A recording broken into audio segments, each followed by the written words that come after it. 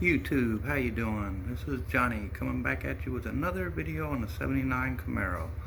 Today we're going to start the engine, trying to get it running.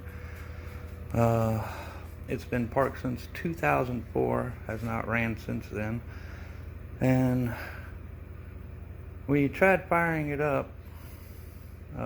Sorry I did it off camera, and we managed. The motor does turn.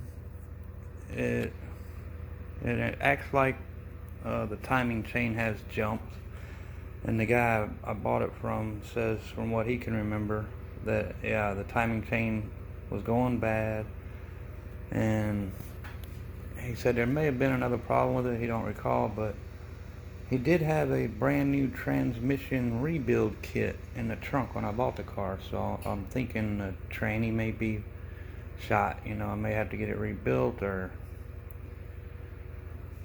find another one. But figured I'd get y'all started here today on this video. We're gonna change the timing chain and the water pump, and I've already taken off the clutch fan, the fan belt, or the alternator belt, you know, and I didn't want y'all to miss out on any more, so I figured I'd stop here and show y'all what we're gonna do from here. Basically, it's a 305 Chevy engine, but any small block Chevy engine of these years are going to be like this.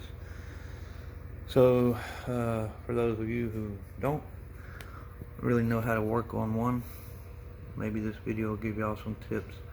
Next thing we're going to do is take off the power steering, loosen it up, take the belt off of it, and then we continue on. We got to drain the radiator, because we're going to have to be undisconnecting these radiator hoses and heater hoses and whatnot, and the water pump will be after that. So we'll bring y'all back as soon as we get to the water pump and roll y'all through that.